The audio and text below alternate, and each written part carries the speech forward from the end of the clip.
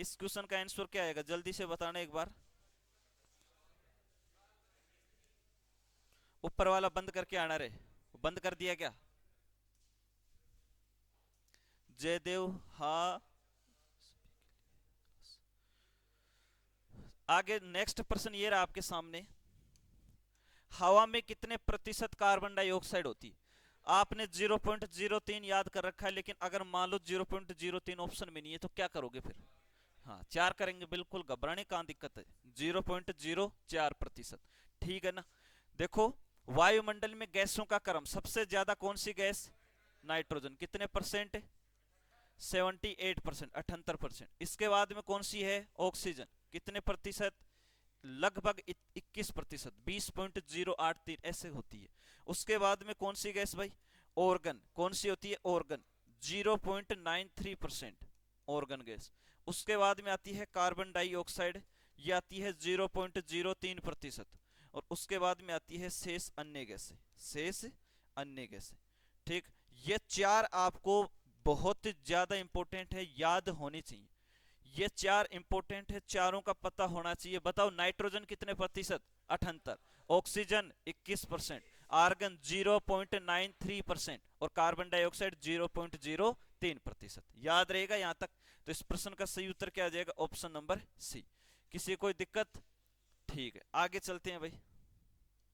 अगला प्रश्न आपके सामने ये रहा, मनुष्य में गुणसूत्रों की संख्या कितनी होती है? जल्दी से बताना, उत्तर क्या आएगा? 21%, सही है भाई। आर्मी बॉय, बिल्कुल सही है आपका उत्तर, है ना। जल में कार्बन डाइऑक्साइड 0.3 है। चलो, इस प्रश्न का उत्तर क्या आएगा? मनुष्य में गुणसूत्रों की संख्या कितनी होती है? सबको पता है 46। प्रश्न ऐसे नहीं आएगा, ठीक है ना। प्रश्न परीक्षा में कैसे आएगा? ये आएगा 1% तो, और 1% ये। लिंग गुणसूत्रों की संख्या कितनी होती है? लिंग गुणसूत्रों की, ऑनलाइन वाले साथी कमेंट करके जल्दी से छापेंगे इस प्रश्न का उत्तर। लिंग गुणसूत्रों की संख्या कितनी होती है और अलिंग गुणसूत्रों की संख्या कितनी होती है? अलिंग गुणसूत्रों की संख्या कितनी होती है? तुम में से जिससे मैं पूछूं वही बताएगा, ठीक। एक दूसरे की हेल्प कोई नहीं करेगा, जिसको आता है वही। ऑनलाइन वाले साथी जल्दी से कमेंट करेंगे लिंग गुणसूत्रों की संख्या। क्लास में जिसको आता है वो प्राप्त करेगा। किस किस को पता है लिंग गुणसूत्रों की संख्या? चार आदमियों को पता है। हाँ, प्रदीप बता। 23+23 लिंग गुणसूत्रों की संख्या, गलत उत्तर है, बता। बनवारी, 2 लिंग गुणसूत्र। तू बता मनीष। और शिवनाथ? ऑनलाइन वाले 46 ही बता रहे। हरिओम 23 जोड़ी बता रहा। 23 जोड़ी तो गुणसूत्र ही हुए ना भाई। जसप्रीत गलत है, 23 23 नहीं आएगा उत्तर। इस प्रश्न का उत्तर देखो, परीक्षा में ऐसे आएगा प्रश्न। ये तो पुराना प्रश्न हो गया, अब ये तो सबको पता है मनुष्य में 46 गुणसूत्र है। अब प्रश्न ऐसे आएगा, पैटर्न बदल गया कि लिंग गुणसूत्रों की संख्या कितनी है। लिंग सिर्फ दो ही गुणसूत्रों के कारण लिंग बदलता है। पुरुष और महिला में सिर्फ अंतर एक्स और वाई का ही है। बाकी 44 गुणसूत्र तुम्हारे अंदर जो है ना, वही महिला के अंदर है। तुम्हारे पेट के अंदर जैसा लीवर है वैसा ही महिला के अंदर है। जैसा तुम्हारे पेट के अंदर हार्ट है वैसा ही शरीर के अंदर हार्ट उसके। आंख जैसी तुम्हारी वैसी उसकी है। जितना तुम्हें दिखता उतना ही उसको दिखेगा। 44 गुणसूत्र है ना, 44 गुणसूत्र, उनका काम है शरीर का निर्माण करने का। उसलिए उसे काय गुणसूत्र भी कहते हैं और उसे अलिंग गुणसूत्र भी कहते हैं। ये प्रश्न बड़ा इंपॉर्टेंट है, परीक्षा में ऐसे ही प्रश्न आएंगे। अब ऐसे प्रश्न आना बंद हो गए, ठीक है ना। लिंग गुणसूत्रों की संख्या बतानी है सर, 2। कितनी बतानी है? 2। और सर जोड़ी में पूछे तो एक जोड़ी। कितनी जोड़ी रे? एक जोड़ी। कितना बताना है? एक जोड़ी। और आपसे पूछ ले कि बताओ कौन कौन से, तो एक लिंग गुणसूत्र एक्स है और दूसरा कौन सा है? वाई। एक्स गुणसूत्र है तो महिला है और वाई गुणसूत्र है तो पुरुष है, बस। अब अगर आपसे पूछ ले अलिंग गुणसूत्रों की संख्या, तो आपको कितनी बतानी है? 44। और 44 को 2 को जोड़ते हैं तब 46 होते हैं। और अगर इसको जोड़ी में पूछे तो कितना बताना है? 22 जोड़ी। कितना जोड़ी बताना है? 22 जोड़ी। अब परीक्षा में प्रश्न पूछा गया कि मनुष्य में काय गुणसूत्रों की संख्या, काय गुणसूत्रों की संख्या कितनी होती है? तो सर ये जो एलिंग गुणसूत्र है ना, इन्हीं को क्या बोलते हैं? काय गुणसूत्र। इन्हीं को क्या बोलते हैं? काय गुणसूत्र। प्रश्न ऐसे भी पूछा जा सकता है, हर चीज बोर्ड पे लिखी हुई नहीं जाएगी, इसलिए हर चीज को, हर कंटेंट को अच्छे से और ध्यान से सुनना है। परीक्षा में प्रश्न ऐसे भी पूछा गया कि मनुष्य में लिंग का निर्धारण करने के लिए महत्वपूर्ण गुणसूत्र कितने होते हैं, तो सर 2 ही होते हैं। अगर एक्स है तो क्या हो जाएगा महिला, और वाई है तो पुरुष। और अगर एक्स भी नहीं है तो सबसे ज्यादा प्रायोरिटी वाई को देंगे, अगर वाई है तो पुरुष है, नहीं तो महिला है ही। समझ में आ रही है बात? ठीक। शरीर का निर्माण ये अलिंग गुणसूत्र 44 करते हैं, 22 जोड़ी करते हैं, और लिंग का निर्धारण 2 गुणसूत्र 1 जोड़ी करते हैं। प्रश्न क्लियर है यहां तक? किसी को कोई दिक्कत, समस्या, तकलीफ? आगे बढ़े, चलो आगे चलते हैं नेक्स्ट प्रश्न पे। इस प्रश्न का उत्तर जहां तक मेरे को पता है सबको आता है, ठीक। ऑनलाइन वाले साथी कमेंट करेंगे। शत्रुघ्न चौहान 36 क्या बता रहे भाई? शत्रुघ्न डीपी ठाकुर फिर होता है सर 23 है। फिर कैसे हो जाएगा भाई? नहीं पता, मैंने बता दिया। मांसपेशी 639 सही है, मांसपेशी नहीं पूछ रहा हूं मैं, ठीक। बेरोजगार काय बता रहा है, सही है। हरिओम 2 XY बिल्कुल सही। इस प्रश्न का उत्तर क्या आएगा? एक युवा स्वस्थ आदमी के दिल की धड़कन की दर क्या होती है? युवा स्वस्थ आदमी के दिल की धड़कन कितनी होती है? 72 प्रति मिनट। कितनी होती है भाई? 72 प्रति मिनट। बाल्यावस्था में हार्ट रेट कितनी होती है, पता है क्या? कितनी होती है? बाल्यावस्था में 100 होती है, 100 प्रति मिनट। 120 बता रहे हैं वो शिशु की है। बाल्यावस्था में शिशु में फर्क है। शिशु तो जो अभी माँ के पेट से, गर्भ से जन्म लिया उसको शिशु बोलते हैं, और बाल्यावस्था में 4 से 5 वर्ष का जो लड़का होता है वो बाल्यावस्था में होता है, ठीक है ना। अगर शिशु की पूछ ले, शिशु की हार्ट रेट, तो सर शिशु की कितनी बतानी है? 120 से 140 तक होती है प्रति मिनट, ठीक है ना। सबसे ज्यादा हार्ट रेट सर आपसे पूछ ले केनरी पक्षी की, केनरी पक्षी की हार्ट रेट सबसे ज्यादा होती है 1000 प्रति मिनट। कितनी होती है? 1000 प्रति मिनट, ठीक है ना। 1000 से 1200 सही, 1000 प्रति मिनट। सर अगर आपसे पूछ ले छछूंदर, छछूंदर जानते हो क्या रे? छछूंदर की हार्ट रेट भी खूब होती है 600 प्रति मिनट। कितनी होती है? 600 प्रति मिनट, ठीक है ना। ये याद रखना, इतने याद रखना, आपका काम हो जाएगा। इस प्रश्न का उत्तर क्या आ जाएगा? 72 प्रति मिनट, ठीक है। आगे बढ़े, कोई दिक्कत? केनरी पक्षी, बिल्कुल केनरी पक्षी एकदम सही उत्तर है भाई, है ना। चलो अगला प्रश्न, मस्तिष्क का क्या कार्य है? मस्तिष्क का क्या कार्य है? इस प्रश्न का क्या उत्तर आएगा? क्या सोचने का कार्य है, या शरीर का संतुलन बनाए रखना है, या ए एवं बी दोनों, या केवल ए? बताओ क्या आएगा उत्तर? प्रश्न का उत्तर है अंजलि 120 से 40 बिल्कुल सही है भाई, है ना। मुख्य गोदारा सही है।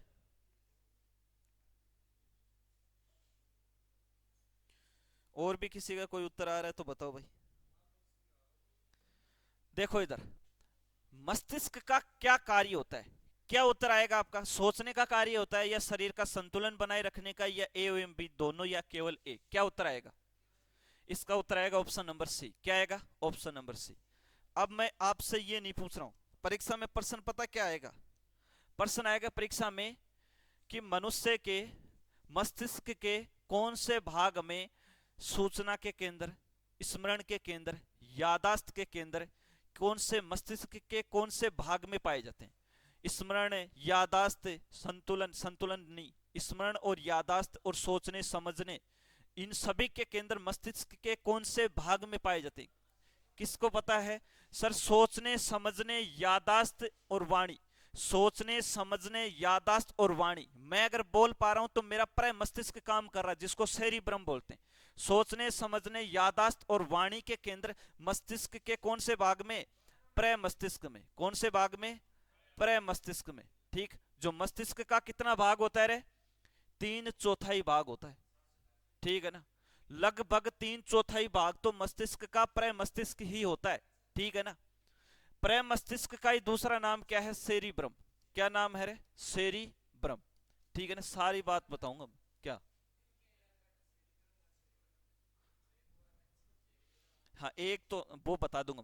तो आपको अगर पूछ ले कि मनुष्य के मस्तिष्क के कौन से भाग में सोचने, समझने, स्मरण, यादाश्त तथा वाणी के केंद्र पाए जाते हैं, सही उत्तर हो जाएगा प्रे मस्तिष्क या सेरिब्रम।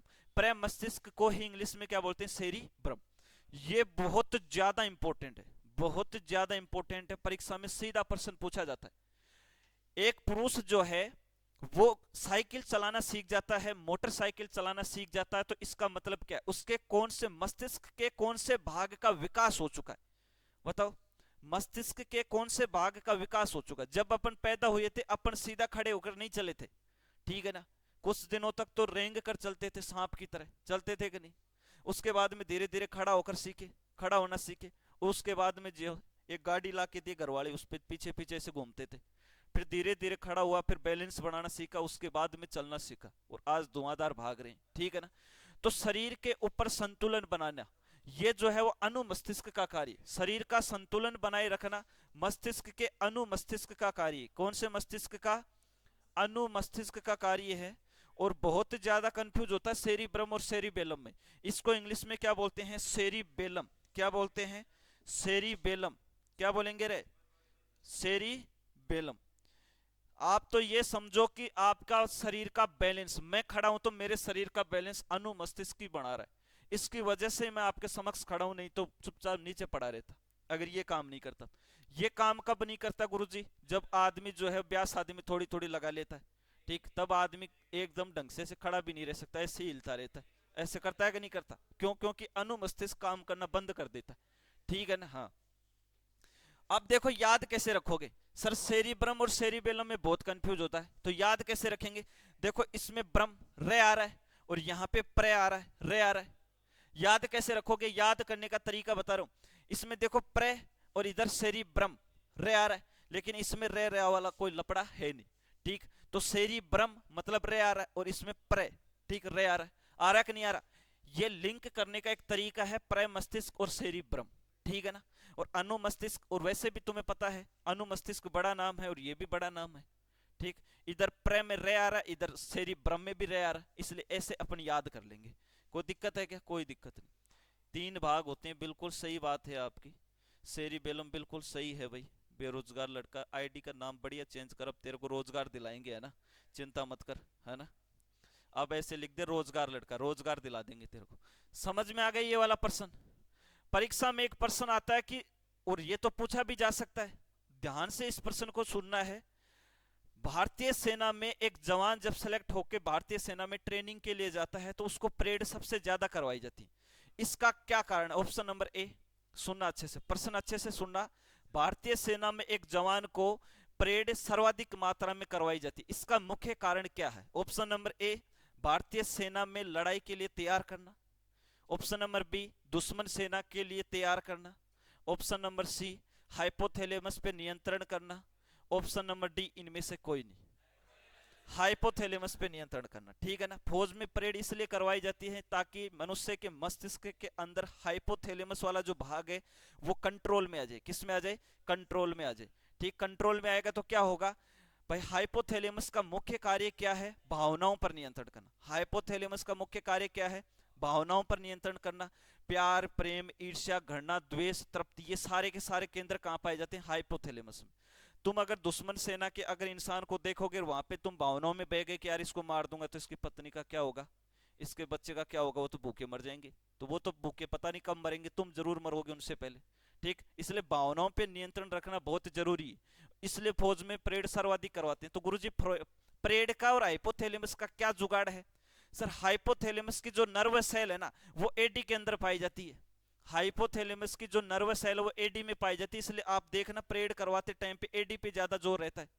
रहता है कि नहीं रहता? ऊपर वाला पंजा तो खड़ा हुआ रहता है, एडी पे जोर रहता है, ठीक है ना? और एडी पे मरवा मरवा के दे के और पूरी हाइपोथैलेमस की नर्वस सेल को तुड़वा देते हैं। इसलिए बोलते हैं फौजी करेक होते हैं, ठीक है ना? क्यों? क्योंकि भावनाओं पर नियंत्रण तो पहले परेड में तुड़वा दिया। समझ में आ रही है ना? इसलिए तुम देख लेना, अब तुमने साइंस पढ़ ली है, वहां पे परेड के अंदर थोड़ा बहुत हाइपोथैलेमस को बचा के रखना है, ठीक है ना? हाँ, नहीं तो मामला गड़बड़ हो जाएगा। तो इस प्रश्न को समझ में आ गया होगा जहां तक मेरे को पता है। अगला प्रश्न आपके लिए ये रहा। इस प्रश्न का उत्तर देखूंगा, देखे किस किस का सही है। जी सर, बिश्नोई खेड़ी, हाँ सर। सर आप अपने इंस्टाग्राम आईडी दीजिए, तो उससे क्या हो जाएगा भाई बिश्नोई? है शेरनी सी ऑप्शन, पायल मीणा, जी सर। चलो इस प्रश्न का उत्तर बताओ भाई क्या आएगा? रक्त से शुद्ध होता है। रक्त से क्या शुद्ध होता है? क्या रक्त जो है वो फेफड़ों से शुद्ध होता है, या गुर्दा से शुद्ध होता है, या यकृत से शुद्ध होता है, या उपरोक्त सभी? आपकी दृष्टि से इस प्रश्न का सही उत्तर क्या आएगा? गुर्दा। गुर्दा सही है, लेकिन अगर उपरोक्त सभी भी ऑप्शन में दे दिया तो क्या करें? हर है। देखो, रक्त का शुद्धिकरण गुर्दा करता है, लेकिन ढंग से सुनो सर, फेफड़ों के द्वारा भी थोड़ा सा सहयोग किया जाता। कैसे किया जाता गुरुजी? फेफड़े क्या करते हैं, अनऑक्सीजनित रक्त को ऑक्सीजनित रक्त में बदलते हैं। बदलते हैं कि नहीं बदलते? इसका मतलब इनडायरेक्टली ये भी काम कर रहा है। और लीवर, लीवर तो अपना सबसे महत्वपूर्ण अंग ही लीवर है, जो थोड़ा बहुत योगदान जो है ये भी क्या करता है, रक्त को शुद्ध करने में करता है। कैसे करता है भाई? सब जल का शुद्धिकरण भी कौन करेगा? यकृत जो है वो किडनी के पास सहयोग देता है, और यकृत जो है ब्लड को शुद्ध करने में भी सहयोग देता है। हाँ, अगर उपयुक्त सभी ऑप्शन में नहीं है तो फर्स्ट प्रायोरिटी किडनी, गुर्दा को देंगे। किसको देंगे? गुर्दा को। लेकिन अगर फेफड़ा, फेफड़ा बिल्कुल सहयोग देता है, अनऑक्सीजनित रुधिर को ऑक्सीजनित रुधिर में बदलता है, ठीक है ना, और यकृत भी योगदान देता है। इसलिए सर एकदम सही उत्तर आएगा उपयुक्त सभी। सही उत्तर क्या आएगा? उपयुक्त सभी। ठीक है, याद हुआ कि नहीं हो रहा है? बिल्कुल याद हो गया गुरुजी, कोई दिक्कत नहीं है। ठीक है भाई, सभी के उत्तर आ रहे हैं। डी ऑप्शन बिश्नोई डी सही है, डीपी ठाकुर सही है, सुमित सही है। अशोक सर आपकी क्लास मुझे अच्छी लगी, धन्यवाद भाई। चलो भाई, अगला प्रश्न देखो। बिजली का अच्छा सुचालक कौन है? ऑप्शन के अकॉर्डिंग उत्तर देना परीक्षा में। चीजें तुम्हें सारी याद हैं, परीक्षा में ऑप्शन देखना। इन 4 ऑप्शनों के आधार पर सबसे बेस्ट ऑप्शन तुम्हें कौन सा लगता है वो देना। अब तुम वहां रट के चले गए गुरुजी चांदी, अरे चांदी तो ऑप्शन में ही नहीं है ना, तो उसके अकॉर्डिंग आपको उत्तर देना है। तो बिजली का अच्छा सुचालक कौन है? ऑप्शन के अकॉर्डिंग सही उत्तर क्या हो जाएगा? तांबा, जिसको क्या बोलते हैं? कॉपर। अब मैं आपको चालकता का क्रम बता देता हूं, अगर ऑप्शन आपसे पूछ ले तो। बिजली का सबसे ज्यादा चालक कौन होता है? चांदी। चांदी के बाद में कौन होता है? तांबा। तांबा के बाद में होता है सोना। क्या होता है? सोना। सोना पहले नहीं आएगा, ध्यान रखना, कई खोपड़ी में बैठा लेते हैं सोना को, ठीक है ना। सोना के बाद में आएगा एल्यूमिनियम। क्या आएगा? एल्यूमिनियम। और एल्यूमिनियम के बाद में आएगा लोहा। क्या आएगा? लोहा। ये चालकता का क्रम है। क्या है? चालकता का क्रम।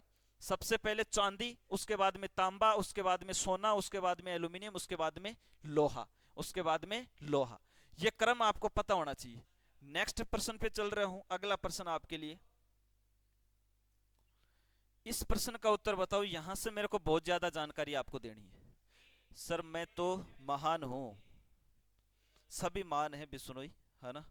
अर्पित कुमार कॉपर बिल्कुल सही है। रमनदीप सी ऑप्शन सही है। पायल मीणा सी सी। मुक्की गोदारा सुमित बिल्कुल सभी का सही है भाई, है ना, सभी का सही है। तांबा जिन्होंने भी दिया है। बेरी बेरी किस विटामिन की कमी के कारण होता है? बेरी बेरी किस विटामिन की कमी के कारण होता है? क्या विटामिन ए की कमी से होता है, क्या विटामिन सी की कमी से, या विटामिन डी की, या विटामिन बी की? इस वाले प्रश्न को अच्छे से ध्यान से पढ़ना है। यहां से मैं 10 बातें बताऊंगा, 10 की 10 परीक्षा की दृष्टि से महत्वपूर्ण है। 10 की 10 बातें परीक्षा की दृष्टि से महत्वपूर्ण है। अच्छे से सुनना है, कमेंट को थोड़ी देर रोक दो, बात को सुनो अच्छे से।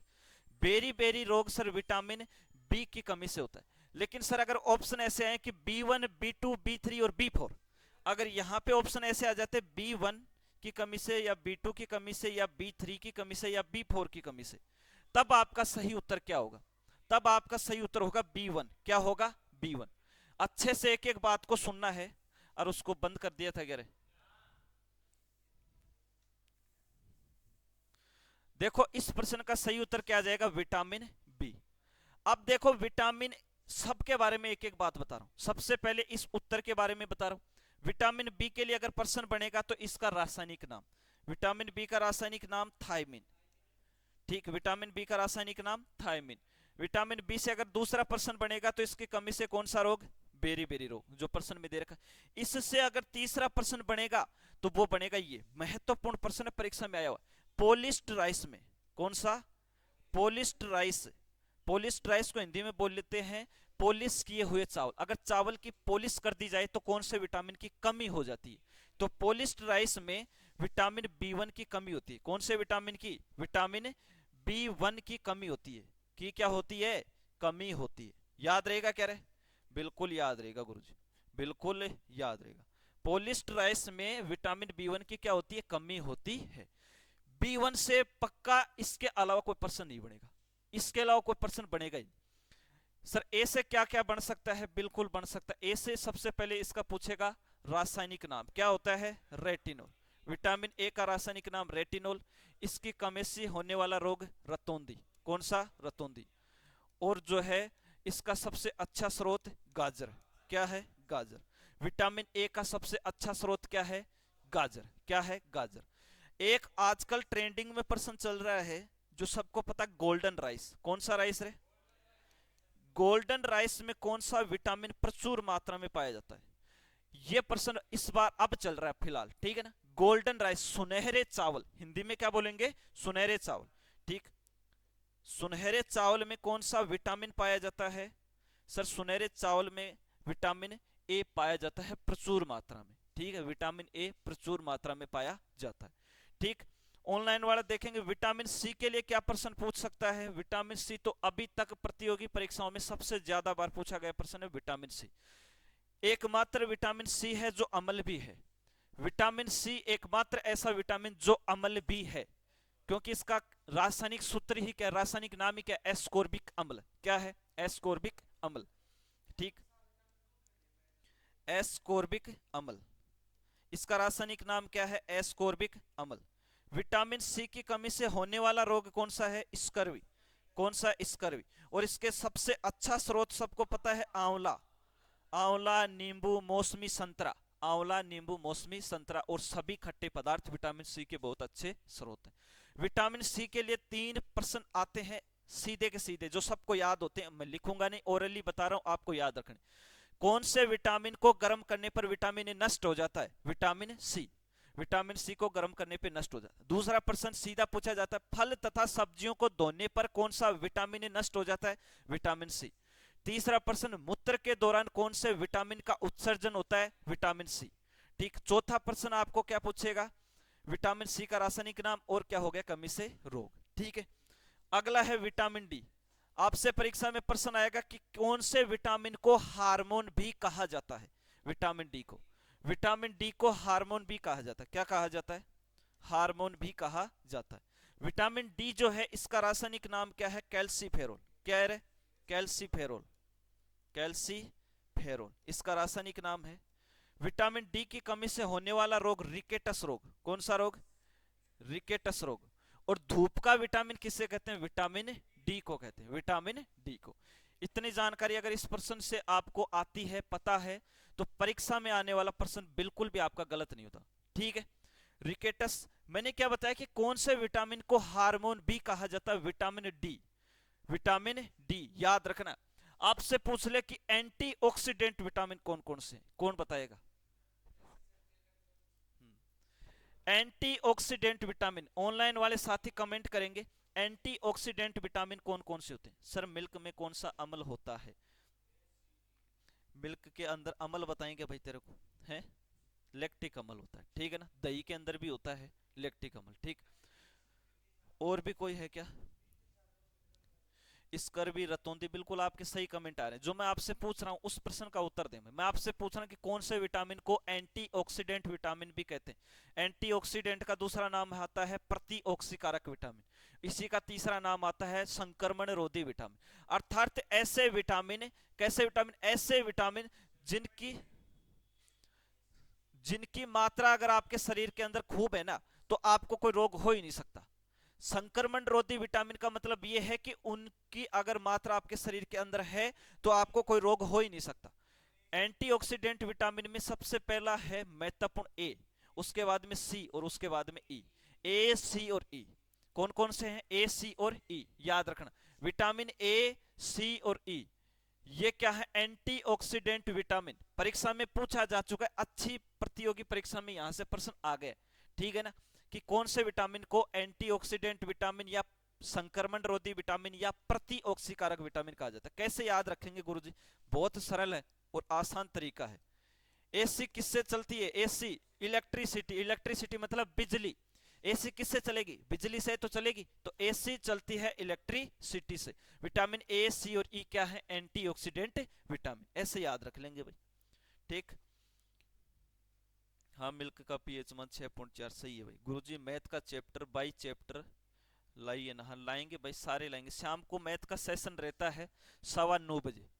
डेली शाम को 9:15 बजे मैथ का सेशन रहता है, जिसमें आपके लिए मैथ्स के सारे टॉपिकों के इंक्लूड होते हैं प्रश्न, और रीजनिंग के, ठीक है ना। तो वो एक प्रकार से तुम्हारे साथ में मॉडल टेस्ट पेपर है, ऐसे समझो। 22 अप्रैल तक चलेगा। तुम भी प्रैक्टिस किया करो ऑफलाइन वाले, डेली शाम को।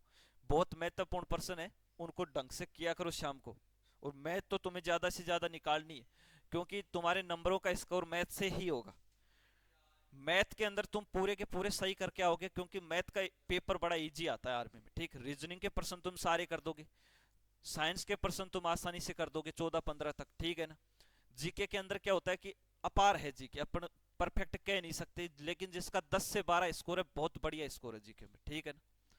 देखो, बर्फ के पिघलने का तापमान कितना होता है बताना भाई। क्या होता है? 0 डिग्री सेंटीग्रेड, बिल्कुल। 0 डिग्री सेंटीग्रेड से अगर थोड़ा सा ऊपर गया तो बर्फ पिघलना चालू, और इससे थोड़ा सा नीचे आए तो बर्फ जमना चालू, ठीक है ना, याद रखना।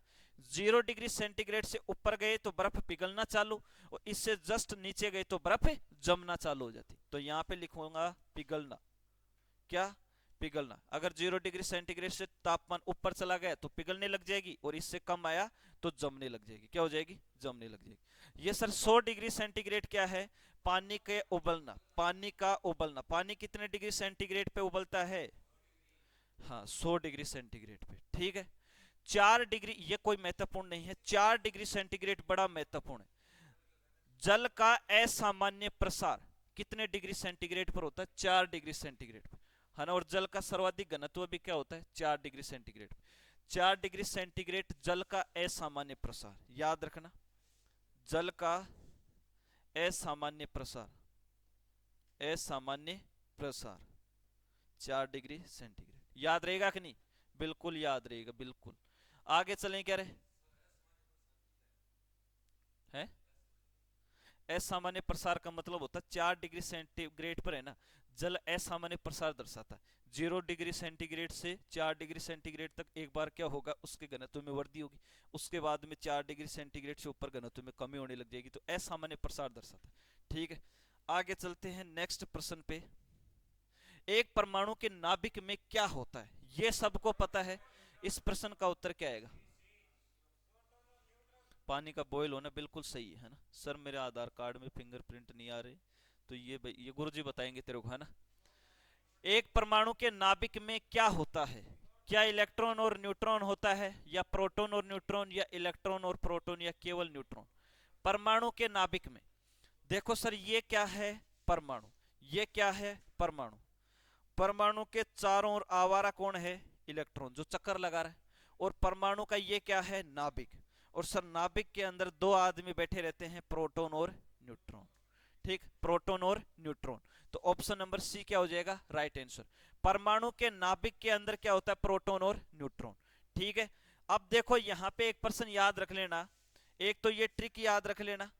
आपको सबको आती है, मेरे को पता है, लेकिन आपको मैं याद कराऊं, मेरा टारगेट सिर्फ याद करवाना है। ईटा पग नाचे। बस अब यहां से एक प्रश्न पक्का है, यहां से एक प्रश्न पक्का है खोजकर्ता का, इसलिए मैं बार बार लिखता हूं ताकि आपके खोपड़ी में बैठ जाए चीजें। ई से बनेगा इलेक्ट्रॉन। क्या बनेगा? इलेक्ट्रॉन। इलेक्ट्रॉन का खोजकर्ता कौन है? जे जे थॉमसन या टॉमसन। जे जे टॉमसन लिखो चाहे थॉमसन लिखो, ठीक। देखो थे को भी इंग्लिश में टे ही लिखा जाता है, टी एच ही लिखा जाता है, और टे को भी टी एच ही लिखा जाता है, इसलिए यहाँ पे थॉमसन आएगा, ठीक है ना। बाकी इंग्लिश में स्पेलिंग THOMASA नहीं रहेगी, ठीक है ना। पैसे प्रोटॉन। प्रोटॉन का खोजकर्ता कौन है? गोल्डस्टीन। कौन है? गोल्डस्टीन। रदरफोर्ड नहीं करना है, पहले बता रहा हूं, रदरफोर्ड नहीं करना है। प्रोटॉन का खोजकर्ता कौन है? गोल्डस्टीन। रदरफोर्ड ने प्रोटॉन का नामकरण किया। क्या किया है? रदरफोर्ड ने प्रोटॉन का नामकरण किया। नेसे क्या है? न्यूट्रॉन। नेसे न्यूट्रॉन। और न्यूट्रॉन का खोजकर्ता कौन है? James Chadwick. कौन सा चैडविक रे? James Chadwick. ये तीनों के खोजकर्ता याद रखने, तीनों के खोजकर्ता याद रखने। एक परीक्षा में प्रश्न पूछ लेता है, इलेक्ट्रॉन किस प्रकृति का होता है? इलेक्ट्रॉन जो है वो ऋणावेश होता है। कैसा होता है? ऋणावेशित प्रकृति का होता है। सर परीक्षा में पूछ लेता है, प्रोटॉन किस प्रकृति का होता है? धनावेशित प्रकृति का। कौन सी प्रकृति का? धनावेशित प्रकृति का। परीक्षा में प्रश्न पूछेगा, न्यूट्रॉन किस आवेश का होता है? तो न्यूट्रॉन पर कैसा आवेश होता है?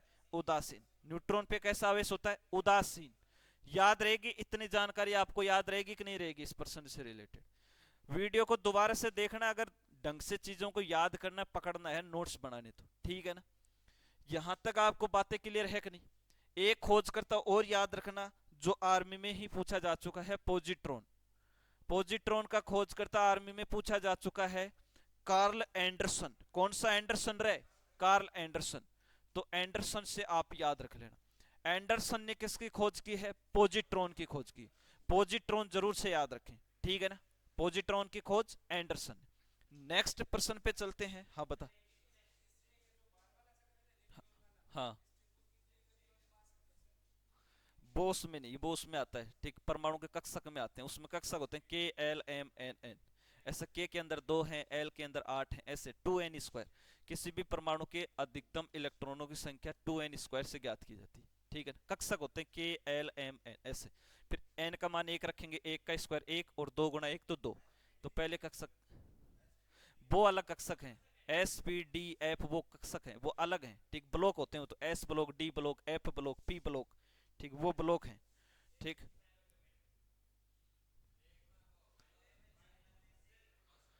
चलो, और इस प्रश्न का उत्तर बताओ। देख लूंगा मैं कमेंट जैसे मेरे को टाइम मिलेगा, है ना? इस प्रश्न का उत्तर बताओ, तब तक क्या आएगा?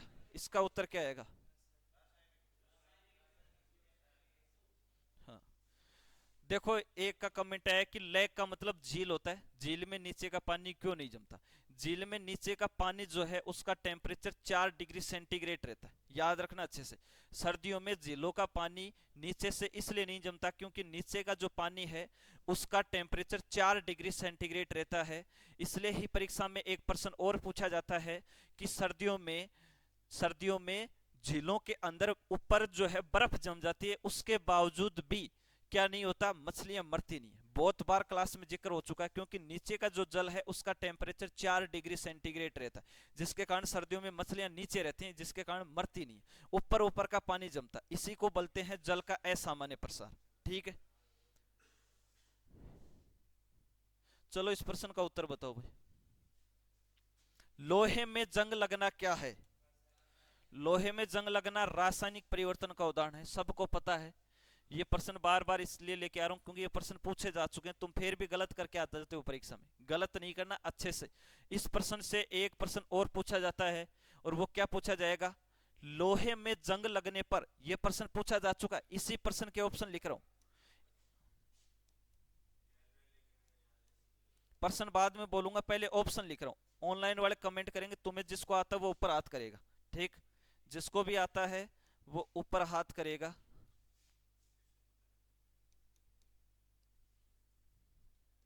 ए एवं बी दोनों, और डी ऑप्शन जो है वो अपरिवर्तित। डी ऑप्शन क्या है? अपरिवर्तित। देखो, अब प्रश्न सुनो। प्रश्न परीक्षा में पूछा गया है कि लोहे के ऊपर जंग लगने पर उसके भार पर क्या प्रभाव पड़ता है। दोबारा से सुनना प्रश्न को। लोहे के ऊपर जंग लगने पर उसके भार में क्या प्रभाव पड़ता है? ऑप्शन ए, क्या भार बढ़ता है? ऑप्शन नंबर बी, क्या भार घटता है? ऑप्शन नंबर सी, बढ़ता भी है घटता भी है? और ऑप्शन नंबर डी, क्या अपरिवर्तित रहता है? जिसको ऊपर हाथ आता है, सॉरी, जिसको उत्तर आता है वो ऊपर हाथ करेंगे। 2 3 4। ऑनलाइन वाले साथियों के कमेंट अभी तक नहीं आया। डिफेंस फोर्स का आया है, बढ़ता है, ठीक। और भी किसी का? चलो, कौन बताएगा? तुम में से कौन बता रहा है इस प्रश्न का उत्तर? बढ़ता है क्या? पक्का? हाँ, तो सही उत्तर क्या आएगा? बढ़ता है। लोहे के ऊपर जब जंग लगती है तो उसका भार क्या होता है? बढ़ता है, ठीक है ना? अब वो तो तू तोल के देखेगा तब पता लगेगा, है ना? हाँ, तुम्हें लगता है कि उसकी परत जो है वो परत तो तू जानबूझ के तोड़ेगा तब टूटेगी ना, जब उस पे जंग लग गई। जब उस पे जंग लग गई तब उसको तोल के देखना, ठीक है ना? भार बढ़ा हुआ मिलेगा, ठीक। ऑक्सीकरण हो जाता है, लोहे का ऑक्सीकरण हो जाता है, ठीक है ना? अब एक प्रश्न और यहां से पूछा जाता है, वो और बता देता हूं। दो प्रश्न क्लियर हो गए। दूसरा, लोहे को जंग से बचाने के लिए उसके ऊपर किसकी परत चढ़ाई जाती है? जिंक की परत चढ़ाई जाती है। इस जिंक को ही क्या बोलते हैं? जस्ता। लोहे को जंग से बचाने के लिए उसके ऊपर जिंक या जस्ते की परत चढ़ाई जाती है, और इस परत को जो है 3 नामों से जाना जाता है। इसे कहते हैं सर यसद लेपन। क्या कहते हैं? यसद लेपन। इस प्रक्रिया को यसद लेपन कहते हैं। इसी प्रक्रिया को गैल्वेनीकरण कहते हैं। क्या कहते हैं? गैल्वेनीकरण कहते हैं। और सर इसी प्रक्रिया का तीसरा नाम जिसको बोलते हैं जस्तीकरण। क्या बोलते हैं? जस्तीकरण। ठीक, तीनों नाम आपको याद होने चाहिए। लोहे को जंग से बचाने के लिए उसके ऊपर जिंक या जस्ते की परत चढ़ाई जाती है, यह प्रक्रिया क्या कहलाती है? यह प्रक्रिया यसद लेपन भी कहलाती है। इसे ही गैल्वेनीकरण कहते हैं और इसे ही जस्तीकरण कहते हैं। क्या कहते हैं? जस्तीकरण कहते हैं। यह बात आपको क्लियर रहनी चाहिए। ठीक है, 3 प्रश्न क्लियर हो गए। यहां से समझ में आ रही है ना बात? 3 प्रश्न किसको बोलते हैं, तीनों याद होने चाहिए। आगे चलते हैं, अगला प्रश्न, पेनिसिलिन क्या है? पेनिसिलिन क्या है, जल्दी से बताओ भाई। जस्ते की परत, डिफेंस बिल्कुल सही है ना, जिंक बिल्कुल सही है, बेरोजगार जी सही है भाई आपका भी। हेलो सर साहेब कुमार गुप्ता, हेलो भाई। चलो इस प्रश्न का उत्तर बताओ क्या आएगा। पेनिसिलिन क्या है? पेनिसिलिन सर प्रथम एंटीबायोटिक है। प्रथम एंटीबायोटिक है, प्रयोगशाला में निर्मित प्रथम एंटीबायोटिक दवा पेनिसिलिन थी, जिसका उपयोग अमेरिका के घायल सैनिकों के उपचार के लिए किया गया था। इसलिए पेनिसिलिन का जो खोज करता है उसका नाम है अलेक्जेंडर फ्लेमिंग। उसको नोबेल पुरस्कार भी दिया गया। बहुत ज्यादा इंपॉर्टेंट है ये प्रश्न, ठीक है ना, बहुत ज्यादा इंपॉर्टेंट। परीक्षा में आने की संभावना 100% हो जाती है इस प्रश्न में। पेनिसिलिन क्या है सर? एक एंटीबायोटिक दवा है। देखो 2 प्रकार की दवाइयां होती हैं, अच्छे से सुनोगे तो चीजें बहुत ज्यादा क्लियर होंगी। 2 चीजें होती है, एक तो होती है एंटीबायोटिक, यहां पे लिख रहा हूं मैं, एक तो होती है एंटीबायोटिक और एक होती है सर एंटीसेप्टिक दवा। एक तो होती है एंटीबायोटिक, चलो दवा को हटाता हूं, और एक होता है एंटीसेप्टिक। ऑनलाइन वाले साथी कमेंट करेंगे कि किस किस को इस प्रश्न का उत्तर आता है। एंटीबायोटिक किसे कहते हैं और एंटीसेप्टिक किसे कहते हैं? हाँ, एंटीबायोटिक और एंटीसेप्टिक में फर्क है। हाँ, जिसको आता है बिल्कुल सही है, ऑनलाइन वाले कमेंट करके बताएंगे किसको बोलते हैं। एंटीबायोटिक दवा सही है, हरिओम अलेक्जेंडर सही है तेरा। एंटीबायोटिक तो बोलते हैं जो शरीर के अंदर संक्रमण को कम करे। एंटीबायोटिक दवा वे दवाइयां जो शरीर के अंदर अपना प्रभाव प्रदर्शित करती हैं, जैसे पैरासिटामोल। पैरासिटामोल क्या ऐसे उसको रगड़ते हैं क्या? दर्द लग, जैसे भाई छाती में दर्द हो रहा है तो छाती पे रगड़ ली है, रगड़ते हैं क्या? नहीं, पेट के अंदर लेते हैं, ठीक है ना। जीभ के ऊपर रखोगे, पानी पियोगे, पेट के अंदर जाएगी, फिर उसके बाद में अपना कार्यक्रम दिखाएगी। एंटीबायोटिक दवाइयां जिनको शरीर के अंदर ग्रहण किया जाता है, और सर एंटीसेप्टिक दवाइयां जिनको शरीर के बाहर लगाया जाता है। जैसे एंटीसेप्टिक में आता है डिटोल साबुन। डिटोल साबुन को खाते हैं कि लगाते हैं? लगाते हैं, ठीक है ना। तो एंटीसेप्टिक में कौन आता है? जो जीवाणुओं को नष्ट करने का कार्य कहां करती हैं? शरीर के बाहर। तो जैसे डिटोल साबुन, डिटोल साबुन के ऊपर साफ साफ लिखा हुआ एंटीसेप्टिक। क्या लिखा हुआ? एंटीसेप्टिक। फिनाइल हो गया, बहुत है, बोरोप्लस हो गया एंटीसेप्टिक है, ठीक। अमिताभ बच्चन करता है, ऐड करता है, झंडूबाम हो गया, ठीक है ना। हाँ, ये सारे। तो पेनिसिलिन क्या है? एक एंटीबायोटिक दवा है। अब पेनिसिलिन जो सबसे पहले तैयार किया गया था, यह कवक से तैयार किया गया था। यह प्रश्न भी पूछा जा चुका है कि पेनिसिलिन किससे तैयार किया जाता है, और ऑप्शन में आया था जीवाणु, विषाणु, कवक और प्रोटोजोआ। तो आपको उत्तर क्या बताना? पेनिसिलिन किससे प्राप्त किया जाता है? कवक से। और उस कवक का नाम क्या है? पेनिसिलियम नोटेटम नामक कवक। पेनिसिलियम नोटेटम नामक कवक से, पेनिसिलियम नोटेटम नामक कवक से सर्वप्रथम अलेक्जेंडर फ्लेमिंग ने एंटीबायोटिक दवा का क्या किया? निर्माण किया, ठीक है ना। पेनिसिलियम नोटेटम नामक कवक से क्या प्राप्त की जाती है? पेनिसिलिन की दवा। और इसका खोजकर्ता कौन है भाई? इसका खोजकर्ता याद रखना है अलेक्जेंडर फ्लेमिंग। सर जरूर लगाएंगे, रेस्पेक्ट देंगे इसको, sir Alexander Fleming. Sir Alexander Fleming, Nobel पुरस्कार मिला हुआ है अलेक्जेंडर फ्लेमिंग। विश्व का सबसे बड़ा पुरस्कार है नोबेल पुरस्कार। जैसे यहाँ पे किसी को भारत रत्न मिल जाता है ना, तो ऐसे बोलते हैं कि यार इसको भारत रत्न मिला हुआ, क्योंकि भारत रत्न में जेड प्लस तो सिक्योरिटी मिलती है, ठीक है ना, सारा का सारा टैक्स फ्री है उसका, ठीक। किसी भी प्रकार का उसके टैक्स नहीं लगता, एरोप्लेन की टिकट फ्री है, कहीं पे भी घूम देश विदेश में। लेकिन जिसको नोबेल पुरस्कार मिला हो ना, अंतरराष्ट्रीय स्तर पर टैक्स फ्री है सारा का सारा, अंतरराष्ट्रीय स्तर पर पूरे विश्व के अंदर उसकी अलग पहचान रहती है। ठीक, भारत रत्न को कौन जानता है, सिर्फ भारत वाले जानते हैं। नोबेल पुरस्कार विश्व का सबसे बड़ा पुरस्कार है, जो ऐसे नहीं मिलता नोबेल पुरस्कार। ठीक, अपने पूरी जिंदगी खपानी पड़ती है। ठीक, इस पेनिसिलिन के लिए कितनी मेहनत की होगी इसने, है। थॉमस एल्वा एडिसन ने तो बल्ब के आविष्कार के लिए 10,000 प्रयोग किए हैं। पता कितने प्रयोग किए हैं? 10,000 प्रयोग किए।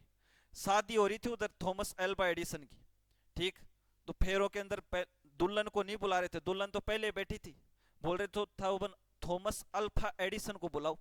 घर पे देखे तो अल्फा एडिसन तो गायब, मिला ही नहीं, कहाँ पे है कहाँ पे। अब दोस्त तो लंगोटिया यार तो होते हैं, उनको तो पता है कहाँ गया होगा। तो एक दोस्त बोला मैं बताता हूँ, मेरे को पता है कहाँ गया होगा वो। तो वो बोल रहा है मैं बुला के लाता हूँ, तब तक पंडित जी तुम मंत्र जो है वो चालू रखो। पंडित जी मंत्र चालू, दुल्हन पहले से बैठी है, थॉमस एल्वा एडिसन जो प्रयोगशाला में प्रयोग कर रहा है। तुम्हारी अगर ऐसे शादी हो और तुम तो पहले मिलो वहां पे, हाँ, तुम तो 10 दिन पहले से वीडियो देखते रहे, हाँ कि हाँ ऐसे ऐसे होता है, ठीक है ना, हाँ 10 दिन पहले वीडियो कॉल चालू हो जाता है तुम्हारा। आजकल तो सगाई होने के बाद में कार्यक्रम चालू हो जाता है, ठीक है ना, है कि हाय, उधर से हेलो आता है और तुम्हारा पूरा का पूरा कंसंट्रेशन फेल हो जाता है हेलो मैसेज आते ही। ठीक, और थॉमस एल्वा एडिसन क्या कर रहा, प्रयोग कर रहा, पर कहाँ पे, प्रयोगशाला में। और उसका दोस्त गया कि एडिसन क्या कर रहा है तू इधर, उधर तेरा इंतजार कर रहे हैं, तेरी शादी हो रही है, तू इधर प्रयोगशाला में लग रहा है। बोला बहुत बड़ा प्रयोग कर रहा हूँ, ठीक है ना, उधर शादी में सिर्फ मेरा प्रॉफिट है, यहाँ पे पूरे विश्व का प्रॉफिट है।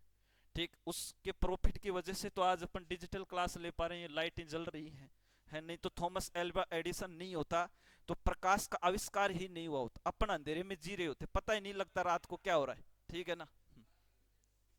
तो ये प्रश्न समझ में आ गया, सर अलेक्जेंडर फ्लेमिंग ने क्या किया था, इसका आविष्कार किया था, ठीक है ना।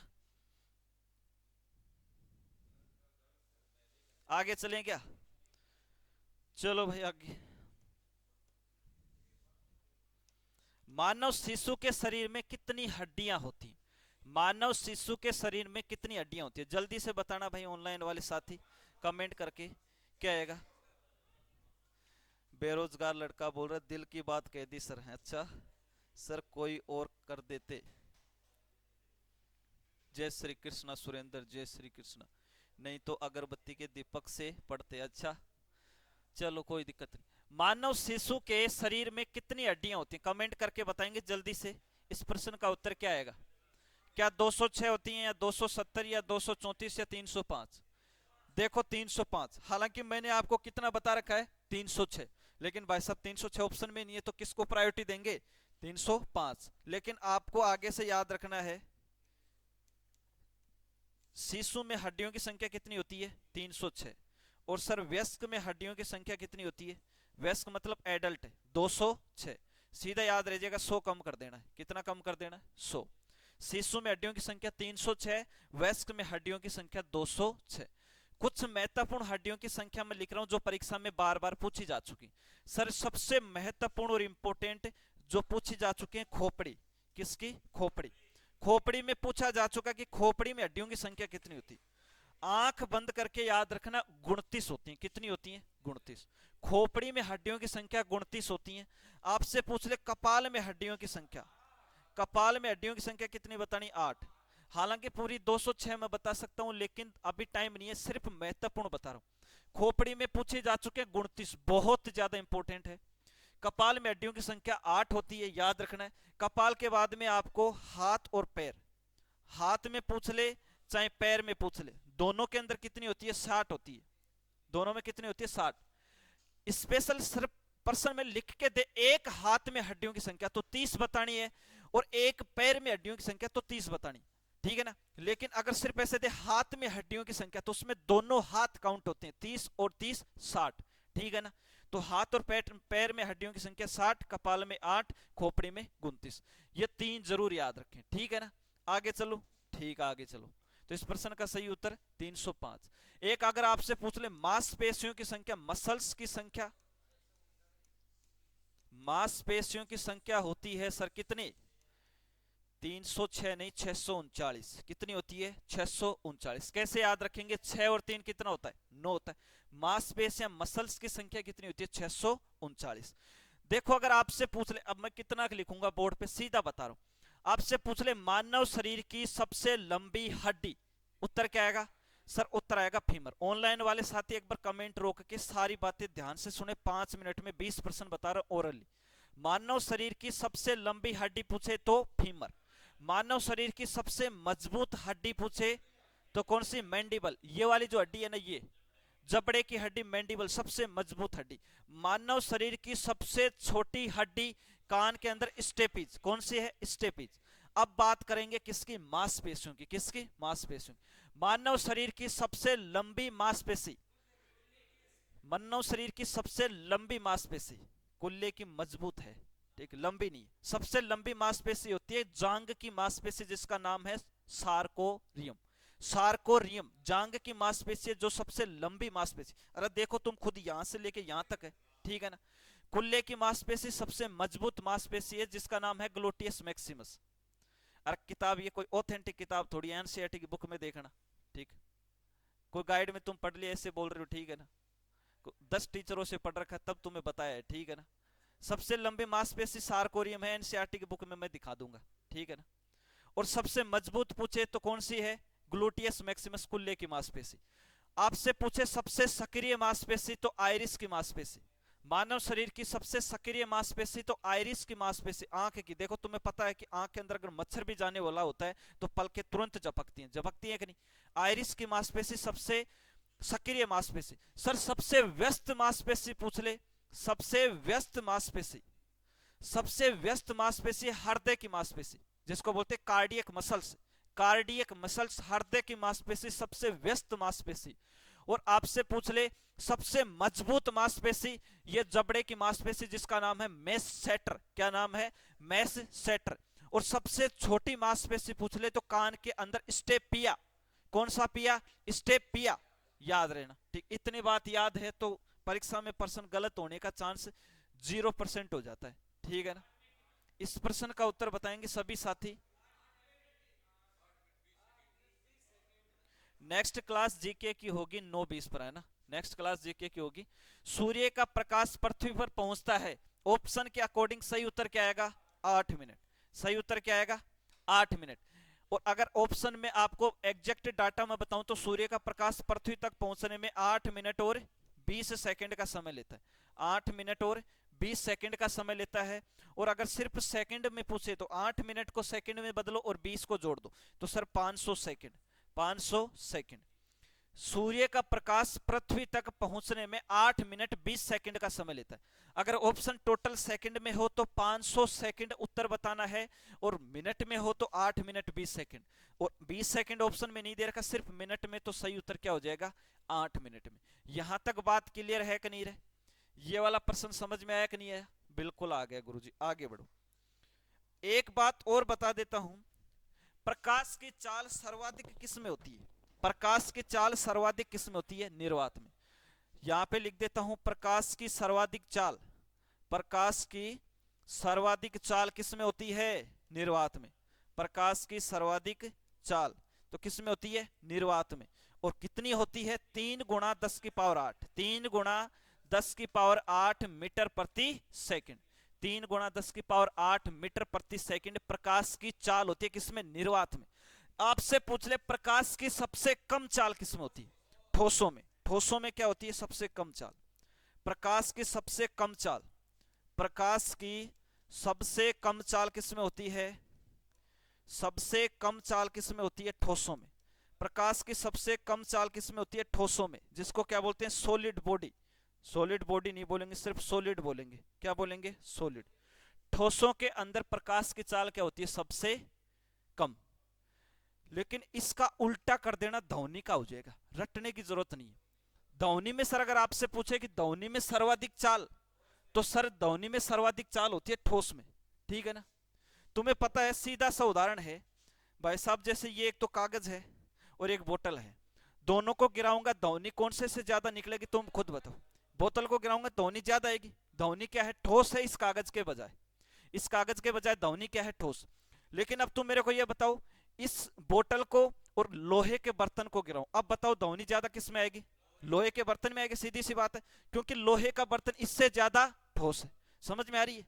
और लोहे का बर्तन और प्लेटिनम को गिराऊंगा तो प्लेटिनम में ज्यादा आवाज आएगी। ठीक है ना? तो ठोसों के अंदर ध्वनि क्या होती है? ज्यादा होती है। और गैसों में ध्वनि, निर्वात के अंदर ध्वनि का मान एकदम शून्य होता है। याद रखना ये बात। ठीक है ना? याद रहेगा कि नहीं रहेगा? हिमांशु सर आप तो ग्रेट हो, आपसे अच्छा नहीं है कोई। कोई बात नहीं भाई, धन्यवाद। जमींदार गुड मॉर्निंग, गुरुजी गुड मॉर्निंग। ठोस लिक्विड गैस निर्वात, बिल्कुल शेरनी सही है। आगे चलें क्या भाई? और आगे चलें, यहां तक क्लियर है सबको? ठीक है गुरुजी, आगे चलो आप तो। टाइम हो गया है ना, आज इतने प्रश्न करेंगे, अभी फिलहाल टाइम हो गया। कितने प्रश्न हुए काउंट करो भाई। ठीक है, जल्दी से काउंट करो, प्रश्न कितने हुए। आज वाले में आपका कितना स्कोर है? जल्दी से ऑनलाइन वाले साथी कमेंट करेंगे, आज वाले प्रश्नों में आपका कितना स्कोर है। बैठ जाए एक बार, बाद में आना। क्या? एक बार सभी साथी कमेंट करेंगे, आज वाले में आपका क्या स्कोर है।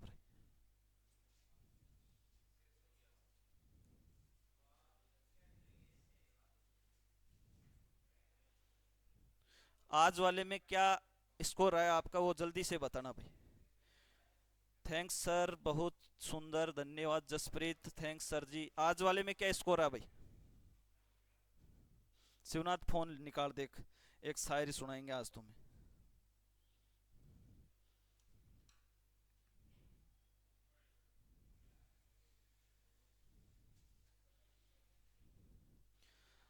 सारे जुड़ रहे हैं ना? हाँ, अभी देखो, एक शायरी सुनानी, अब बताओ कैसे सुनानी, मोटिवेशनल सुनानी है कि रोमांटिक सुनानी, तुम बताओ। अरे कैसे सुनानी है बताओ। सर बीच में आया हूँ, पहला दिन था, कोई दिक्कत नहीं भाई, बताओ।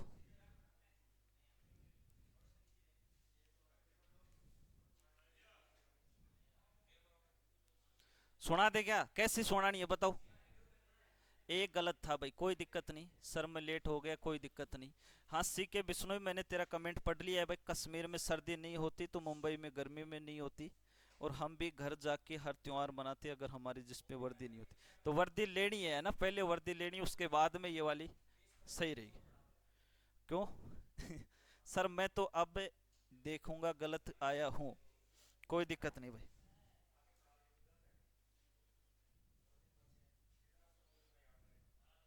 मैथ का चैप्टर बाय चैप्टर कब से होगा? जैसे करवाएंगे भाई, करवाएंगे, है ना, चिंता मत कर। बैठो राकेश जी, शायरी आपके लिए बना के लाए हो मैं आज। हाँ सुनो। हाँ आ जाओ आ जाओ। राकेश जी सर आ रहे हैं, देखो चश्मे वाले गुरुजी अपने साथ आ रहे हैं। देखो लड़कों कमेंट आ रहे हैं कि गुरुजी रोमांटिक शायरी हो जाए, तो रोमांटिक सुना देंगे, अपने तो सारी तैयार है। हाँ देखो शायरी क्या है। समंदर को क्या गम है बता भी नहीं सकता, समंदर को क्या गम है बता भी नहीं सकता, और आंख में पानी, पानी बनकर आंखों में आ भी नहीं सकता, पानी बनकर आंखों में आ भी नहीं सकता। तू छोड़ गया तो उसमें मेरी क्या खता, तू छोड़ गया तो उसमें तेरी क्या खता, तू छोड़ गया तो उसमें तेरी क्या खता। हर कोई मेरा साथ निभा भी नहीं सकता, हर कोई मेरा साथ निभा भी नहीं सकता। तू कहे तो एक कतरे में ही बह जाऊं, तू कहे तो एक कतरे में ही बह जाऊं, वरना तो कोई तूफान भी मुझे हिला नहीं सकता, वरना तो कोई तूफान भी मुझे हिला नहीं सकता। धन्यवाद भाई।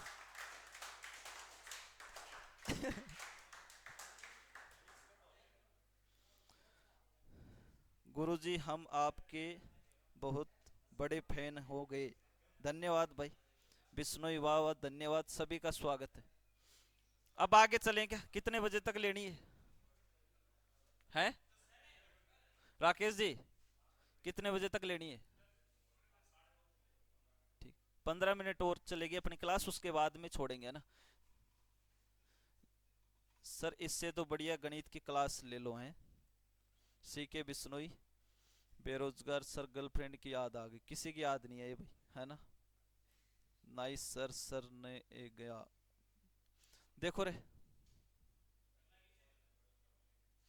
गणित की क्लास शाम को 9:15 बजे होती है ना, उसको पढ़ा करो, है ना, बहुत महत्वपूर्ण क्लास है। 15 मिनट और क्लास ले लेते हैं, उसके बाद में करेंगे आगे के प्रश्न। चलो अगला प्रश्न है चाल का विमीय सूत्र। क्या है चाल का विमीय सूत्र? चाल का विमीय सूत्र क्या है, जल्दी से बता दो, क्या उत्तर आएगा? हाँ, देखो चाल बराबर क्या होता है? चाल बराबर होता है दूरी बटा समय। अच्छे से देखना है, मात्र 15 मिनट अपनी क्लास रहेगी, ठीक है ना। चाल बराबर होता है दूरी बटा समय। दूरी का मतलब L1 और समय का T1। अब ये T1 ऊपर जाएगा तो भाई साहब क्या हो जाएगा, L1T-1। तो सही उत्तर क्या हो जाएगा, ऑप्शन नंबर बी। चाल का विमीय सूत्र क्या होता है, L1T-1। याद रखना। सर चाल और वेग में क्या अंतर है? चाल और वेग में क्या अंतर है? सर आपसे अंतर पूछे, सबसे महत्वपूर्ण अंतर बताना है। चाल एक अदिश राशि है और वेग एक सदिश राशि। चाल एक अदिश राशि, कैसी राशि है, अदिश राशि। चाल एक अदिश राशि है, जबकि वेग कैसी राशि है सर, वेग एक सदिश राशि है। वेग एक सदिश राशि, बहुत महत्वपूर्ण अंतर है दोनों में, जबकि सूत्र एक ही है, वेग बराबर विस्थापन बटा समय। वेग का विमीय सूत्र भी यही है। चाल, और यहां पे स्लेश लिख देता हूं वेग। चाल और वेग दोनों का विमीय सूत्र क्या है, L1T-1 ही है, ठीक है ना। लेकिन चाल एक अदिश राशि है और वेग एक सदिश राशि। चाल को इंग्लिश में बोलते हैं स्पीड और वेग को इंग्लिश में बोलते हैं वेलोसिटी। क्या बोलते हैं, वेलोसिटी। ये याद रखना, ठीक है ना। आगे चलें क्या, आगे चलो गुरुजी। ये वाला प्रश्न बहुत महत्वपूर्ण, बहुत ज्यादा महत्वपूर्ण। ये वाला प्रश्न बहुत इंपॉर्टेंट है भाई। यांत्रिक ऊर्जा को विद्युत ऊर्जा में परिवर्तित करता है, क्या आएगा इसका उत्तर?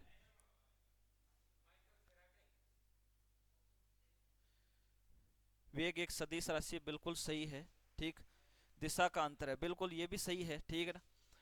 यांत्रिक ऊर्जा को विद्युत ऊर्जा में, ठीक, इंग्लिश में क्या बोलेंगे, mechanical energy is convert by electric energy is called dynamo, ठीक है ना।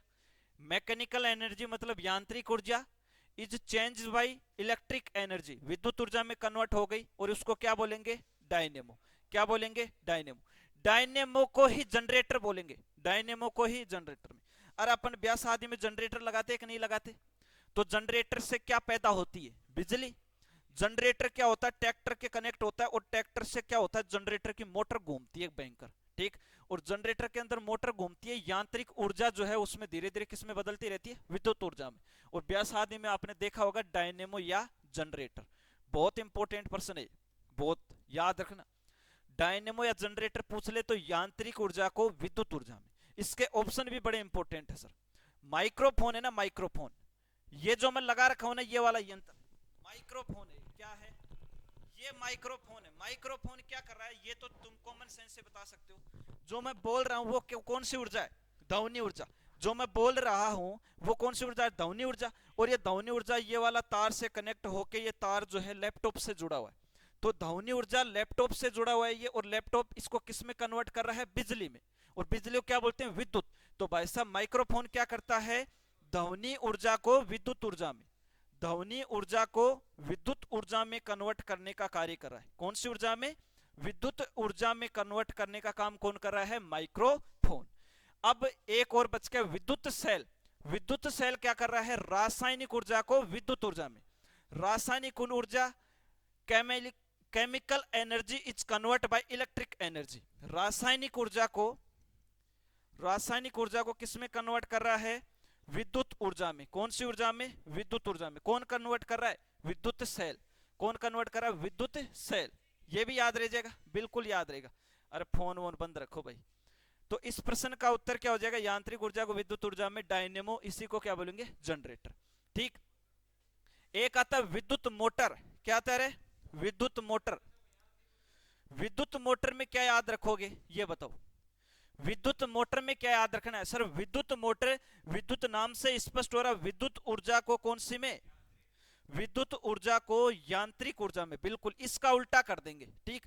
विद्युत ऊर्जा को यांत्रिक ऊर्जा में कौन बदलता है, विद्युत मोटर। बंद है क्या, विद्युत मोटर क्या करती है, विद्युत ऊर्जा को यांत्रिक ऊर्जा में बदलने का कार्य करती है। ये भी बहुत इंपॉर्टेंट सर। ट्रांसफार्मर जो है ये अन्योन्य प्रेरण के सिद्धांत पर कार्य करता है। किसके ऊपर, अन्योन्य प्रेरण के सिद्धांत पर कार्य करता है, अन्योन्य प्रेरण के सिद्धांत पर कार्य करता है। यह प्रश्न पूछा जा चुका है। ट्रांसफार्मर किसके सिद्धांत पर कार्य करता है?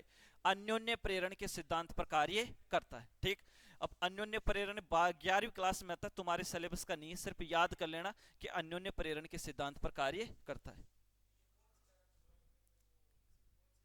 कौन से? चुंबकीय प्रेरण के ऊपर कार्य करता है ट्रांसफार्मर, और अन्योन्य प्रेरण के ऊपर। चलो ये बताओ, उसके अंदर कोई वैसा नहीं है, ट्रांसफार्मर नॉर्मल है। हाँ नहीं नहीं, तुम्हारे नहीं। गोबर गैस का मुख्य घटक क्या है? अगला प्रश्न क्या है? गोबर गैस का मुख्य घटक क्या है? बिश्नोई मैं सारे कमेंट पढ़ रहा हूँ तेरा, है ना, चिंता मत करना, मैं खुद ही पढ़ूंगा, इनको नहीं बताऊंगा, है ना। दिशा सर आवाज बहुत कम आ रही है, मैं तो बहुत जोर से बोल रहा हूँ भाई। एसएससी फौजी बनकर, ठीक है। 5 मिनट शांति नहीं बना के रख सकते घर, बाहर भेज दूंगा आराम खोरों को। नहीं पढ़ना तो घर पे रहा करो, ऊपर पड़े रहा करो, आवाज नहीं करनी है। गोबर गैस का मुख्य घटक क्या है? परीक्षा 1 महीना बचा नहीं, परीक्षा का तुम हो अल्लाह कर रहे हो, रोगे फिर कुछ नहीं बचेगा। कईयों का तो लास्ट चांस है, रोते रहना बाद में। गोबर गैस का मुख्य घटक क्या है? मीथेन, जिसको क्या सूत्र है? CH4। इस मीथेन का सूत्र क्या है? CH4। क्या सूत्र है? CH4, याद रखना। गोबर गैस का मुख्य घटक मीथेन, सूत्र क्या है? CH4।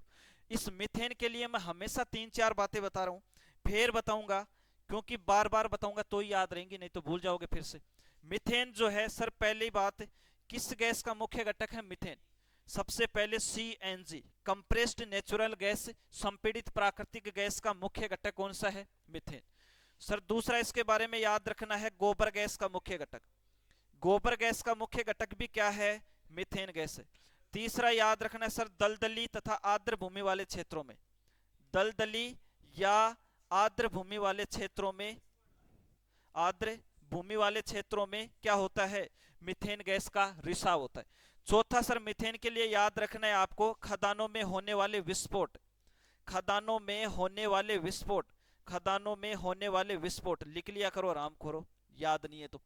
खदानों में होने वाले विस्फोट के लिए मीथेन गैस उत्तरदायी है। ठीक, और क्या याद रखना? पशुओं की जुगाली, पशुओं की जुगाली। इसके अलावा मीथेन से कोई प्रश्न आ जाए तो मेरे पास आना तुम, ठीक। पशुओं नहीं है, पशुओं है, ठीक है ना। क्या है? पशुओं। पशुओं की जुगाली के दौरान, पशुओं की जुगाली के दौरान, पशुओं की जुगाली के दौरान कौन सी गैस का उत्सर्जन होता है? मीथेन। इसके अलावा मीथेन से कोई प्रश्न बनेगा ही नहीं, गलत होने के चांस 0% रह जाते हैं अगर ये 5 बातें याद है तो। दोबारा से सुन लेना, मीथेन का सूत्र CH4, CNG गैस का मुख्य घटक मीथेन गैस, गोबर गैस का मुख्य घटक मीथेन गैस, दलदलीय आर्द्र भूमि वाले क्षेत्रों में मीथेन गैस का रिसाव होता है, खदानों में होने वाले विस्फोट के लिए उत्तरदायी गैस मीथेन, पशुओं की जुगाली के दौरान कौन सी गैस का उत्सर्जन होता है? मीथेन का। Sir butane gas, cigarette lighter में पहला तो सिगरेट लाइटर के अंदर ब्यूटेन गैस पाई जाती है, और एक LPG का मुख्य घटक क्या है? ब्यूटेन और प्रोपेन, ठीक है ना। तो ब्यूटेन जो है LPG गैस का मुख्य घटक कौन सा है? ब्यूटेन, ठीक है। और सिगरेट लाइटर में, लाइटर तो जानते हो ना, ठीक है ना, तो सिगरेट लाइटर में जरूरी नहीं है तुम लाइटर से सिगरेट ही जलाओ, उसका नाम है बस सिगरेट लाइटर, बीड़ी भी चला सकते हो, कोई दिक्कत नहीं, ठीक। हाँ सिगरेट लाइटर, तो सिगरेट लाइटर जो है, बीड़ी लो, बीड़ी वाला गाना भी चला था कुछ दिनों पहले, बहुत भयंकर, है ना, बीड़ी बीड़ी बीड़ी लो, बीड़ी लो। क्योंकि सिगरेट पीने का तो अपने पास बेरोजगार आदमी सिगरेट के पैसे कहाँ से लाएंगे? बीड़ी में एक मंडल में 5-10 बीड़ी आती है, काफी दिन काम चल जाता है, ठीक। तो ब्यूटेन जो है वो सिगरेट लाइटर का मुख्य घटक क्या है? Butane gas. और LPG गैस का मुख्य घटक क्या है? Butane gas. ये भी आपको ध्यान में रखना है, ठीक है ना। CNG किक बिल्कुल सही है आपका। PDF फाइल चाहिए भेज देंगे भाई, PDF है ना, ग्रुप पे भेज देंगे, ठीक। बाकी अगर वीडियो देख लिया तो PDF की जरूरत ही नहीं है, ठीक है ना, दोबारा से देख लेना, रिवाइज हो जाएगा बार बार, ठीक है। अगला प्रश्न पे चलें क्या रहे?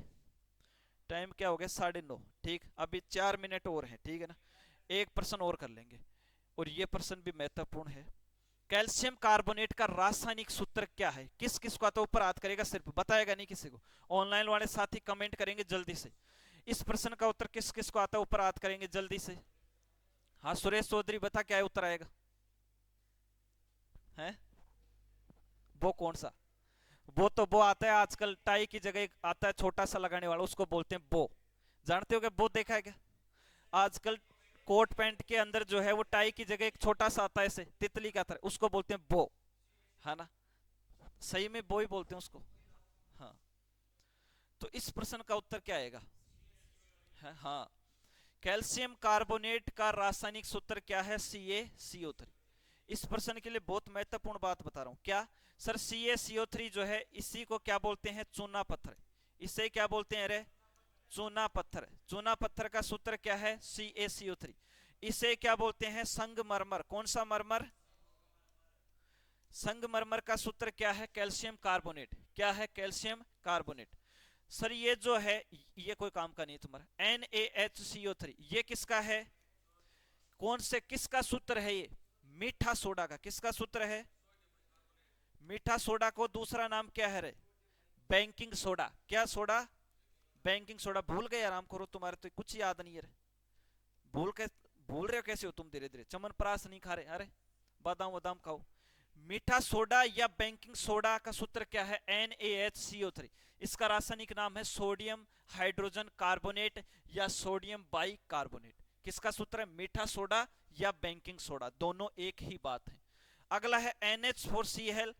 पिछली बार आर्मी 2023 में पूछा गया प्रश्न और 100% पूछा गया, मैं कभी झूठ नहीं बोलूंगा, ठीक है ना? NH4Cl पिछली बार पूछा गया। इसे बोलते हैं अमोनियम क्लोराइड। क्या बोलते हैं? Ammonium chloride. सीधा सूत्र पूछा था कि अमोनियम क्लोराइड का सूत्र क्या है? अमोनियम क्लोराइड का सूत्र क्या है? तो NH4Cl है। और सर ये जो अमोनियम क्लोराइड है ना, NH4Cl, ये इस किसका उदाहरण है? ऊर्ध्वपातन का। किसका उदाहरण है? ऊर्ध्वपातन का। अमोनियम क्लोराइड है ये ऊर्ध्वपातन का उदाहरण है। ठोस अवस्था से डायरेक्ट गैस अवस्था में बदलता है। ठोस अवस्था से डायरेक्ट गैस अवस्था में बदलता है कौन? Ammonium chloride. ये बात आपको ध्यान में रखनी, ठीक है ना? हाँ, कपूर भी है, नोसादर भी है, नेप्थेलिन भी है, सारे के सारे क्या है? ऊर्ध्वपातन अभिक्रिया के उदाहरण है, ठीक है? तो यहां से ये प्रश्न क्लियर हो जाता है। कैल्शियम कार्बोनेट का सूत्र CaCO3। इसे चूना पत्थर भी कहते हैं, इसे ही संगमरमर भी कहते हैं। NH4Cl अमोनियम क्लोराइड का सूत्र है और ये जो है किसमें आता है? ऊर्ध्वपातन के अंदर आता है। और ये जो है NaHCO3 मीठा सोडा या बैंकिंग सोडा का क्या है? सूत्र है, ठीक है? इतनी जानकारी आपको इस प्रश्न से क्लियर हो जानी चाहिए। टेलीग्राम पर से मैं खुद ले लूंगा, हाँ बिल्कुल, टेलीग्राम पे भेज देंगे। एक प्रश्न और करा देते हैं, उसके बाद में टाइम हो जाएगा, ठीक है? लास्ट प्रश्न है आज का अपना, ये रहा आपके सामने। निम्न में से कौन मानव शरीर के समन्वय गतिविधियों को नियंत्रित करता है? हार्मोन या ग्रंथि या रंध्र या इनमें से कोई नहीं? क्या आएगा सही उत्तर? सही उत्तर आएगा हार्मोन। क्या आएगा? हार्मोन। ग्रंथियों से ही हार्मोन निकलते हैं, ठीक है ना? तो सही उत्तर क्या आएगा? हार्मोन। मानव शरीर के समन्वय गतिविधियों को नियंत्रित करता है कौन? करता है हार्मोन। समन्वय गतिविधि मतलब क्या है? नींद, खाना पीना, चलना, ये सारी की सारी समन्वय गतिविधियां, और इनको कंट्रोल में कौन करता है? हार्मोन। और हार्मोन बहुत प्रकार के होते हैं, ठीक? अंतःस्रावी ग्रंथियां होती हैं जो हार्मोनों का स्रावण करती हैं, और बहिस्रावी जो ग्रंथियां हैं वो लगभग एंजाइम और हार्मोन दोनों का स्रावण करती हैं, ज्यादातर एंजाइमों का स्रावण करती हैं, ठीक? हार्मोनों का स्रावण कौन करेंगे? अंतःस्रावी ग्रंथियां। अंतःस्रावी ग्रंथियों के अंदर आता है जैसे पीयूष ग्रंथि, जिसे मास्टर ग्रंथि भी कहते हैं, एड्रीनल ग्रंथि आ गया, थायराइड ग्रंथि आ गया, उसके साथ में हाइपोथैलेमस ग्रंथि आ गया, पीनियल ग्रंथि आ गया। सभी ग्रंथियों के द्वारा अलग अलग हार्मोनों का स्रावण होता है और सभी का अलग अलग कार्य। जैसे सबसे पहले मैं बता दूं पीयूष ग्रंथि, जिसे मास्टर ग्रंथि भी कहते हैं, जिसका आकार मटर के दाने जैसा होता है, इसलिए इस प्रश्न का सही उत्तर क्या हो जाएगा? हार्मोन, ठीक? इसके बारे में और डिटेल से मैं आपको कल बताऊंगा। आज के लिए इतना ही, अपना टाइम हो गया, ठीक? सभी साथियों का नमस्कार, जय हिंद, ठीक? एक बार सुरेंद्र जी सर आपको 5 मिनट आपके सामने रूबरू होंगे, ठीक?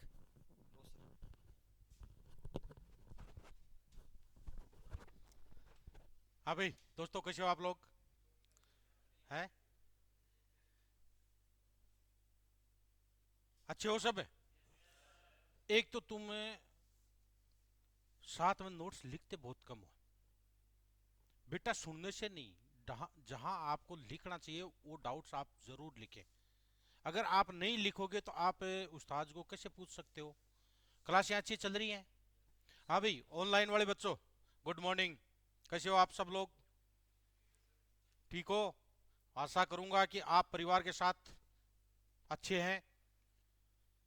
उस्ताद कैसे पढ़ा रहे हैं आपको, आप कमेंट्स करके एक बार बताएं कि आपको कैसी हमारी क्लासें लग रही हैं। आप अपने दोस्तों को भी शेयर करें।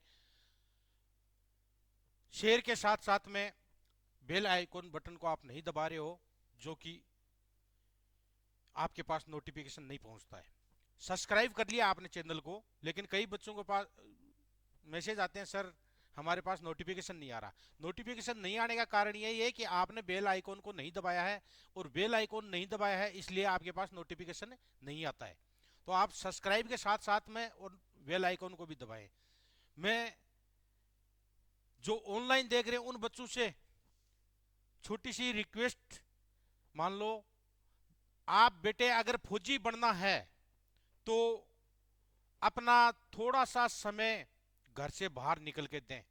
ठीक है, जिसकी घर की आर्थिक स्थिति, बहुत से बच्चे हैं जो ये बोलते हैं सर हमारी आर्थिक स्थिति बहुत कमजोर है, हमारे पास मोबाइल भी नहीं है। सुबह मेरे पास बच्चे का मैसेज आया हुआ है दूसरे के बच्चे करके, सर मेरे पास मोबाइल नहीं है, पीडीएफ चाहिए। मोबाइल नहीं है तो बेटा पीडीएफ का भी क्या करेगा। आप लोगों को परिवार, पेरेंट्स अच्छी से अच्छी सुविधा दे रखी है। यहाँ एकेडमी में इतने बच्चे आप बैठे हो, आपको कितनी अच्छी फैसिलिटी मिल रही है। जो डाउट है आप क्लियर तुरंत कर रहे हो। जो घर बैठे हैं, जिनके घर की आर्थिक स्थिति ठीक नहीं है, उन बच्चों के बारे में देखो, दूसरे के फोन लेकर के वो क्लास देख रहे हैं, फिर अपना भविष्य बनाने की कोशिश कर रहे हैं। तो आप यहां जितने बैठे हैं,